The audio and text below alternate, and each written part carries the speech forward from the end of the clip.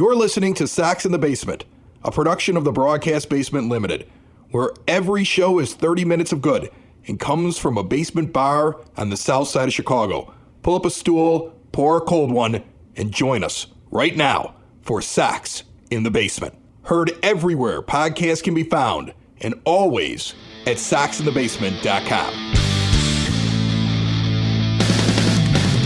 Belly on up to the 9-foot homemade oak bar. We have a big event going on this Saturday, the 2nd of October. Be out in Evergreen Park for Evergreen Park's Oktoberfest. Sox in the Basement will be out there all day long from 2 p.m. until 9 p.m. It is all part of our Soxtoberfest celebration. Get out there with us. It's going to be a beautiful, like mid-70s day. They've got indoor, outdoor. They've got the park next door. They've got this big, giant, sprawling event, and we want you to come out and be a part of it with us. Now, let me just tell you some of the things that are going to happen on this Soxtoberfest stop in Evergreen Park. They've got the beer garden, Open Outcry Brewing's pouring beer there. Good friends of us. Art show. There's a tent for kids and a corn maze and pony rides and a petting zoo and a touch-a-truck where kids get to check out like fire trucks and army vehicles and all kinds of cool stuff. That will keep your kids busy. There's also entertainment, live band, a DJ, and then I am hosting, they've asked me to MC, a Stein hoisting competition. Prost! Let's kick back, have a few beers, kick off this postseason in style. It's going to be centering at their event center, 3450 West 97th Street in Evergreen Park, with the park next door as well. Get out and join us. It is free, and there is food and beer and drink and all kinds of different restaurants. It's almost like a taste of Evergreen Park. Get out and find us at the Sox in the Basement tent. Ed and I are going to be there. We've got stuff to give away, all freebies for you, and contest galore. We will be there this Saturday, October the 2nd, for Evergreen Park's Oktoberfest. Are you pumped? I am pumped. Good. That was a lot for me to get out. And if you weren't excited, I was worried. No, how could I not be excited about that? I mean, I'm trying to work on my Stein hoisting muscles here, and I think I may have pulled a Stein hoisting ligament in my elbow. Yeah, well, that happens when you do too much Stein hoisting. Mama warned you. Don't hoist your Stein too much. Something bad will happen to you. Yeah, at least I didn't go blind. Something bad's going to happen to the Detroit Tigers, I believe, this weekend. Scot Gregor is going to join us from the Daily Herald. We're going to talk about Jose Abreu getting plunked, his slide into second base, in which he did not go into second base and start a fight. It isn't like that brawl between, the Rangers and the Blue Jays a few years ago. Right. I think Jose Bautista was involved in that one where he slides in a fist fight erupts. This was a slide in, and Jose didn't say anything until that loudmouth relief pitcher gets involved in the thing, and then Jose's like, what are you mad about my slide for after you just plunked me? The 21st time I've been plunked this year. Scot Gregor is going to talk about the incident. He covers the team for the Daily Herald. He's been all over this stuff, and he's had conversations with Jose in the past about being plunked. We're going to get into that with him.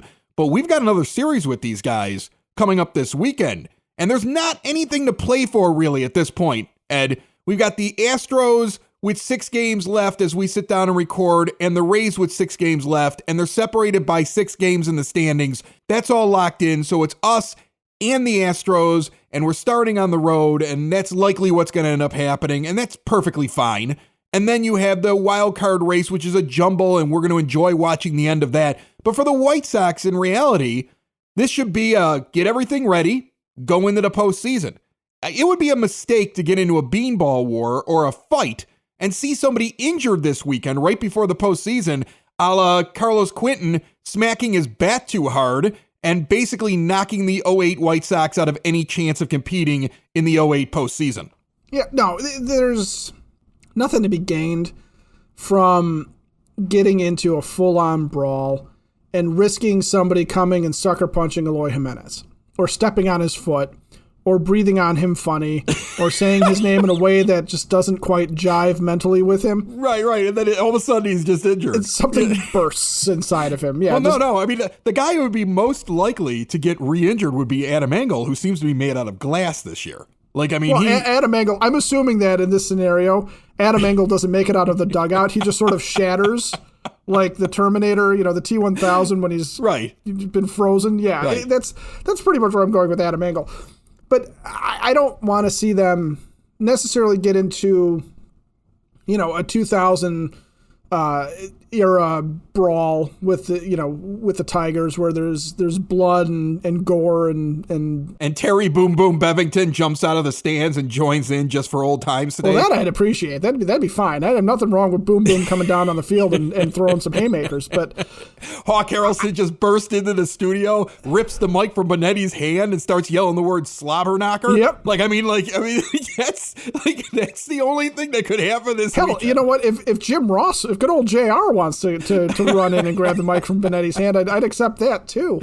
But I to your point though, I think they got to watch themselves. They got to stay healthy. They got to not do anything to get themselves hurt. That said, if a Mike Wright Jr. wants to, I don't know, put one in one of the Tigers' backsides really, really hard, at least as hard as he can, that's fine too. Because I'm torn because I do think the Sox need to send a message, because I could see where they go into Houston and all Lance McCullers does in game one is throw inside on Jose and clip him a couple of times or get him again in the elbow.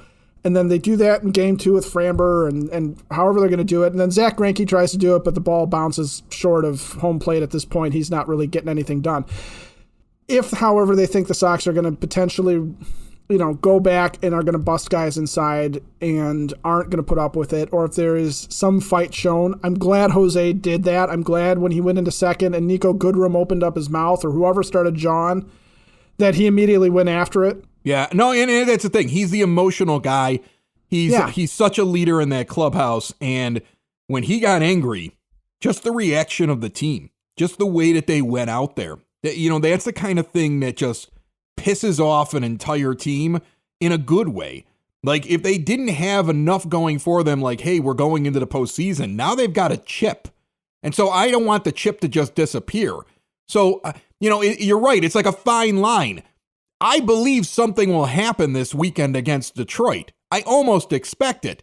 On the other hand, they've got to be smart about it as well. I think at this point, the White Sox probably don't do anything unless one of their players is like hit in the head, even if it's not intentional. You get one like where Robert got hit a few weeks ago, where the ball gets away and grazes off his helmet. All right. Or if Abreu gets hit in any way, I would believe it would be on at that point. Like, I think that I'm not talking mound charging. I'm talking Tony goes, hey, go on out there and hit somebody. We've got plenty of pitchers. Hey, Lucas, they hit Jose. Can you just do me a favor and just bean somebody, get tossed by the umpire, and we'll see you in the postseason? Because we'll just bring in a bullpen because these games don't matter. Yeah, you get to about the fifth inning, and that starter is going to go and just haul off and launch one in, because he's not. They'll appeal the suspension. There probably wouldn't be a suspension, but they'll, if he gets tossed, he gets tossed. Yeah, you can just grab a few guys off the bench, like you did post-clincher game, insert a few of them in there to protect some of your better players and go to war. I don't know. Here's the thing.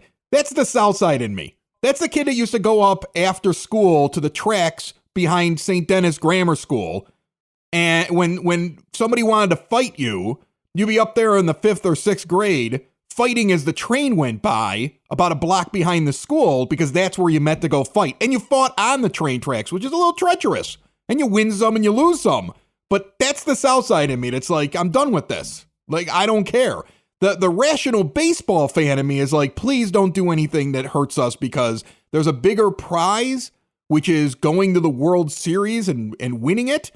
And the Detroit Tigers are a loser franchise with a loser team that never had a chance all season long. They're going to be a rival, though, coming up here. And, that's the other thing. They're going to get better, and they're going to get good real quick here in the next couple of years. And I think this is the beginning of a rivalry that is going to be very, very intense over the next couple of years. But right now, they don't matter. On the other hand, the South Side in me is like, if you touch one of our boys this weekend, let's go.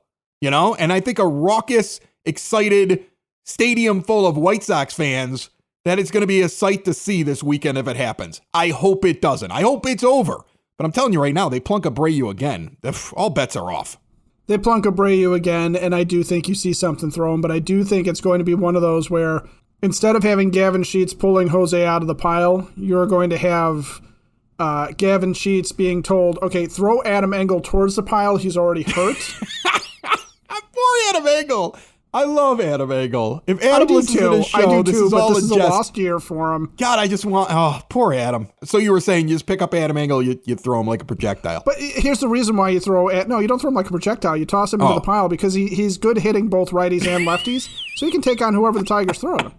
Sox in the Basement listeners, do the hard work. And if you're a hardworking man or woman on the South Side, you need to be outfitted properly. And that's why you should visit Red Wing Shoes in Evergreen Park, New Lenox, and Geneva. A work boots specialty store that carries sizes from 6 to 16 and feet as wide as 4E. A 115-year-old company that came out of Red Wing, Minnesota. And one of its largest stores in the entire Midwest is in Evergreen Park, Illinois, ever since 1976. When you're on your feet, the footwear is everything. So why not get an expert fitting? They warranty, repair, and offer free conditioning with laces. And they also carry Carhartt work clothing as well. Located at 3347 West 95th Street in Evergreen Park, Illinois, at 208 East Maple Street on Route 30 in New Lenox, or at 1749 South Randall Road in Geneva.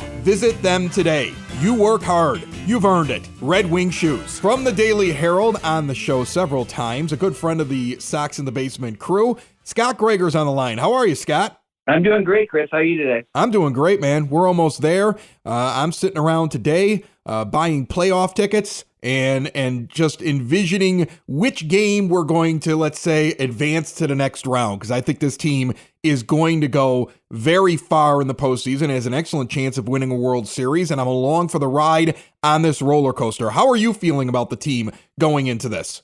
There's a couple of different ways to look at it. Like, number one, Chris, is that you could look, really since the All-Star break, they've been kind of treading water, but they've had such a big lead really since mid-June that that's kind of understandable. I mean, they didn't ask for the rest of the AL Central to be such a mediocre division.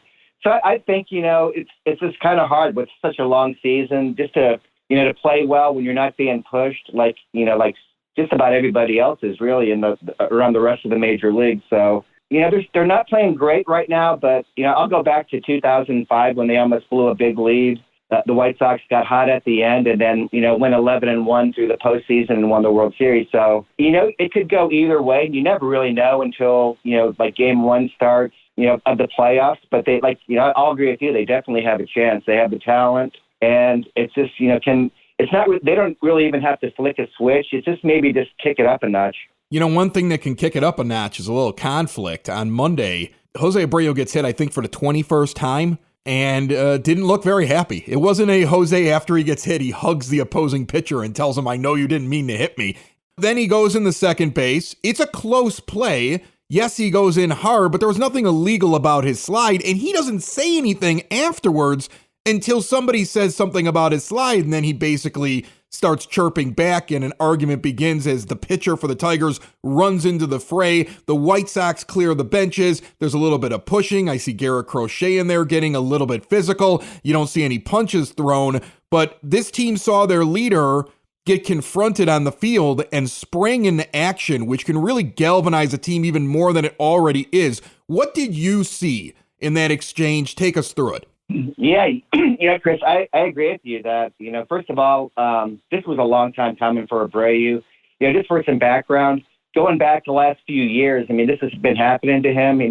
Teams just try to pitch him inside. They know they have to do that to try to get him out, limit the damage. But this year in particularly, that, I don't know if it's just guys that just didn't get to pitch last year or young guys that don't know how to pitch inside, but he's been getting drilled nonstop. Really since I don't think he got hit in April at all. So he's been hit 21 times since May. That's quite a bit. And just talking to Jose through the last couple of years, I remember once I asked him, do you ever get mad? And he's just he understands that what pitchers are trying to do. So he's like, no, that's part of the game. But you knew yesterday that it wasn't the slide. It wasn't the slide that started that thing. He was getting hit again. It was Alex Lange, that Tigers relief pitcher that kind of escalated it when he ran in there, like you said, started chirping. And, I just think that Jose just finally said that, enough's enough, and he wasn't hugging anybody yesterday, and I think a couple things that's going to be good for the White Sox is it does kind of get everybody together like that, and then number two is other pitchers. They have 2 games against Cincinnati starting tonight, 3 more against Detroit. That should be interesting over the weekend to close it out into the playoffs. Pitchers know what happened yesterday. And I just think that's going to make it even more difficult for them now to throw him inside the rest of the way here. So that's an advantage for Abreu. That's an advantage for the White Sox. It was something that was going to happen. I was surprised when it did yesterday. I just thought that he was going to be good with it for the rest of the season. But he finally snapped, and I think it's a good thing. Why doesn't he put a pad on that elbow? Is he not comfortable with it? Is it something where he's basically like, I understand that you get hit in the game of baseball and I'm not afraid. I'm just, so many guys go up there wearing battle armor. He doesn't even have a small pad on his elbow, which is surprising to me. Yeah, that's a great point, Chris. He has been asked that. I don't know this year, because this year's just been so bizarre with the Zoom and everything, but we have asked him about that in the past. And what he says is, you see Moncada, you see if you remember AJ Krasinski used to look like a medieval knight with what he would wear up there. But Jose just doesn't. He doesn't like it at all. I mean, I don't know if that's going to change, because when he got hit yesterday, you could see that elbow swelling up. He might need to rethink that, but he's real adamant. He's been real adamant about it. He just doesn't like the restrictive feel that he gets from wearing padding. Do you have a preference for the Game 1 starter? Well, it depends on how you look at it. If you look at the whole, your whole body of work, or how you're doing right now. If you look at the whole body of work, you probably give the ball to Lance Lynn. But, since he's come off the IL, he hasn't been very good. I mean, 6 runs in his last start at Cleveland, 6 innings, 6 runs. Not great. Lucas Giolito, on the other hand, he came off the IL at basically the same time with the hamstring injury. Has been, better than Lance Lynn. So, and then you remember how Lucas Giolito pitched in Game 1 at Oakland last year.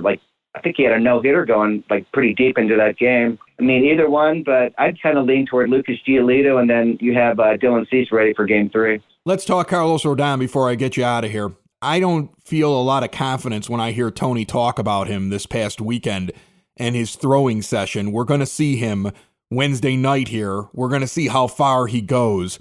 What is the feeling you're getting around the team about their expectations for if he's going to be ready to contribute in the postseason? Is this it for him? Did he just run out of gas because he hasn't really gone this far into a season in an awful long time? Well, Chris, I think it's a couple things. I think he has run out of gas because I want to say he's only made 8 starts since the All-Star break, and he hasn't pitched more than, I don't think, 5 innings in any of those games. His numbers have been good, but yeah, he just doesn't have the endurance he did in the first half. But more concerning, I think, is the soreness. I mean, his last start, he came out after the 3rd inning, and Tony La Russa basically said, he said, I'm sore, I can't go anymore. Rodon after the game's basically I never said that. I think it's a case of he's been so good. I mean, he's had such a tough injury history, and he's been so good this year, and he's not ready to pitch Wednesday night, but the White Sox are like, hey, you know what? You've earned a chance. If you want to give this a shot, give it a shot. And if he makes it past 3 innings Wednesday night, I think that would be a huge surprise. I don't think anybody's expecting it except maybe Carlos. And I don't know. It doesn't, like you said, it doesn't look very good. Well, you know what? Here's the thing. We're fortunate that we've got a good amount of pitching, an excellent bullpen, and a resurgent Reynaldo Lopez, and a young man by the name of Michael Kopech that I think might get called upon to do a little bit more this postseason than just come out and pitch 1 inning of relief, right? Absolutely. And you know what? This probably won't go over very well, but you have Dallas Keuchel there too.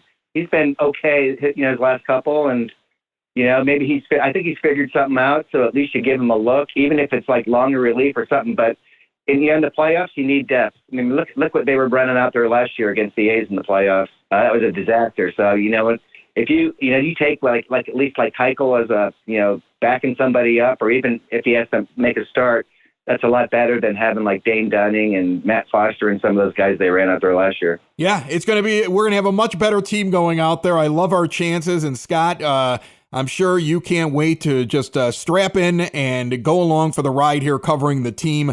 Scott writes for the Daily Herald. You can also follow him on Twitter at Scot Gregor. There's only one T in there. And thanks so much for joining us, my friend. It's good. Always good to talk to you, Chris. Thank you.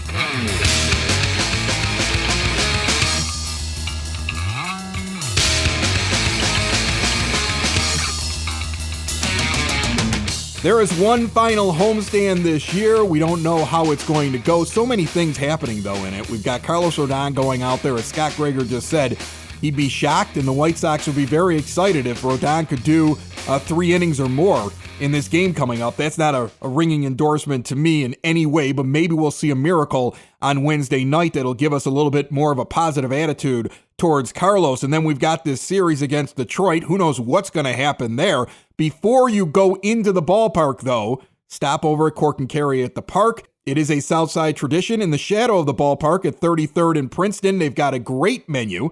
They've got award-winning burgers. They've got ballpark food. They've got an incredible bar. They've got a selection of craft beers and your old favorites. They've got the full liquor bar behind the bartenders there. They've got a great staff. They serve you indoors and outdoors, and we're going to be there coming up on the 10th of October. That will be Game 3 of the ALDS.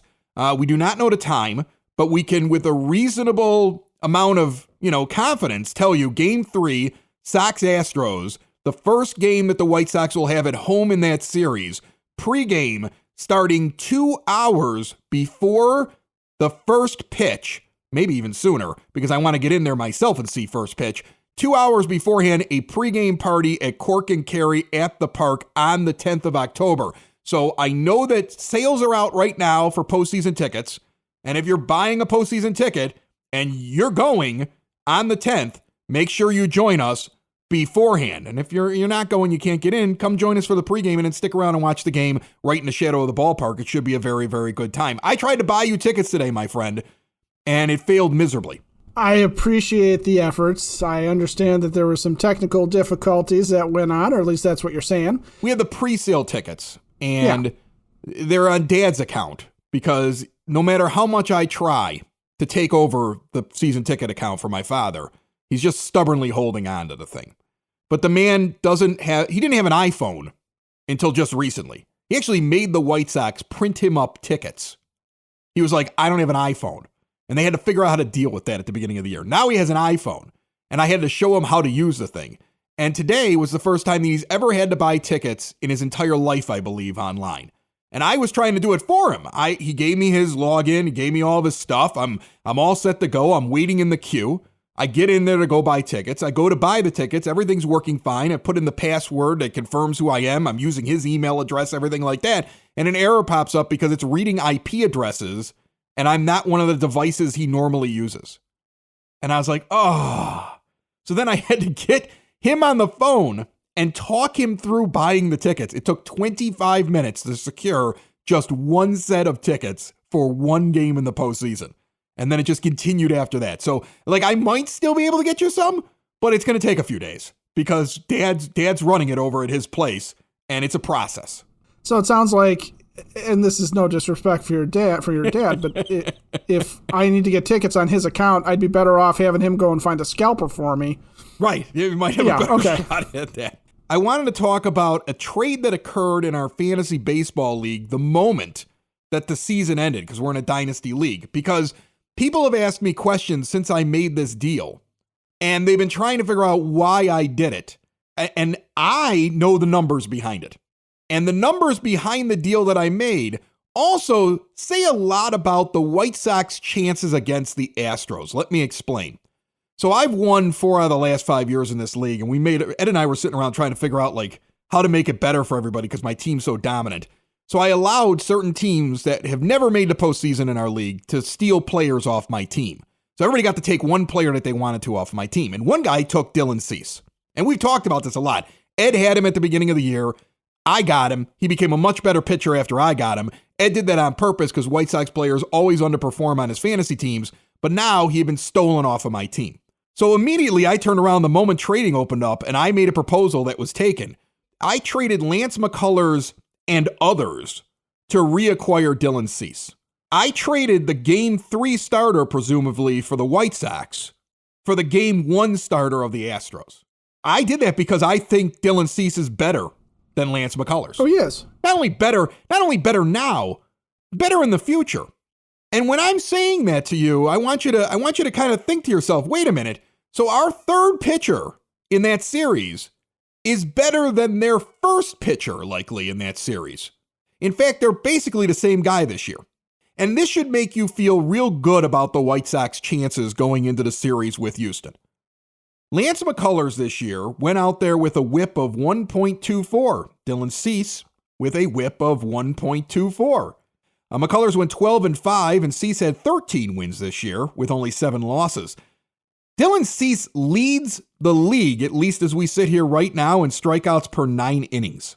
And his FIP, compared to McCullers is a 3.48 fielding independent pitching, and Cease is a 3.43. They're basically the same guy statistically. Yeah. And there are certain things about Cease that I like even more.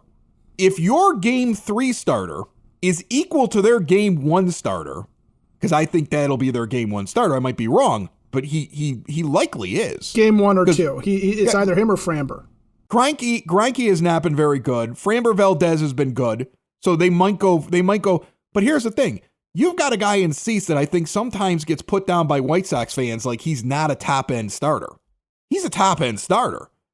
He would be in the conversation to be the Game 1 starter for the Astros if his name was Lance McCullers. Because based upon stats, they're the same guy. And you got that guy in Game 3. So I don't know what's going to happen with Rodon this week. I don't know what the plan is going to be. I don't know. I mean, what the heck? Dallas Keuchel is all of a sudden giving up 2 runs a game over the last 3 starts. That guy might be back on the playoff team. You don't know how they're going to use him. He's starting to figure it out somehow. I have no idea. Because he's a veteran and he's wily. And he wants to go crafty. be in the postseason. So the Sox are stacked. The Sox, I believe, have the better pitching staff. They have the better starters. They have the better relief pitchers.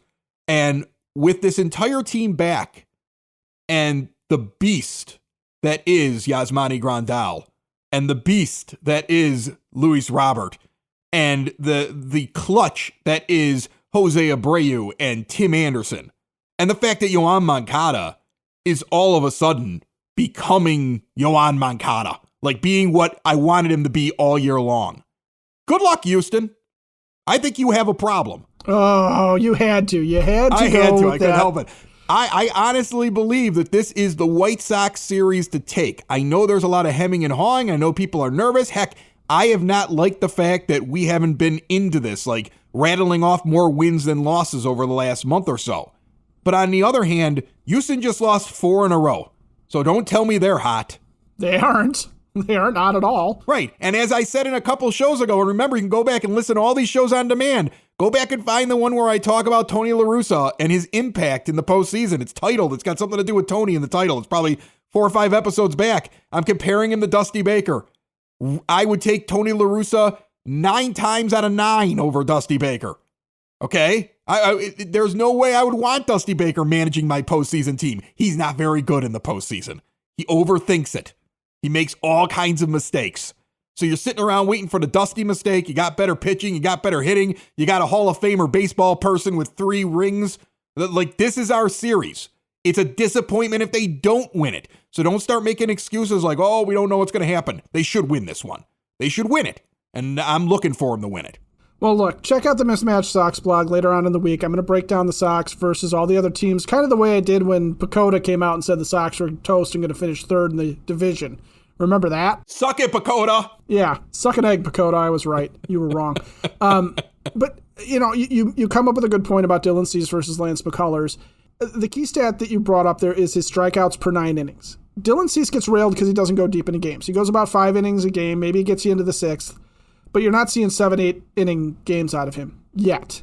I think he could get there, but not yet. But while he's in there, if he is having a good game, if he is on his stuff, that strikeouts per 9 is more telling than a strikeout total for a guy who doesn't pitch a lot of innings as a starter. that means that he is going after guys and he is getting them out and not putting guys on because they're striking out, or he's getting a big strikeout when he needs it more often than not. And the Astros, they got pitching problems. They are also not what they used to be offensively either. And, one of their key components is Michael Brantley, who is still hurt, may not be able to play the field, may be limited to being a DH. That's a 34-year-old guy with a bum knee. It's not, not ideal for them. And as we pointed out in the last show that we talked about the Astros, their starting catcher is basically no better than a National League pitcher when it comes to hitting.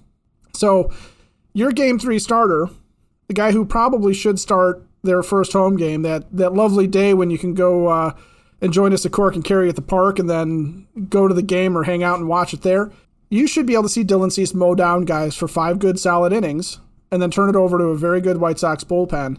And if that's the case, that's an extra week that Carlos Rodon does not need to pitch.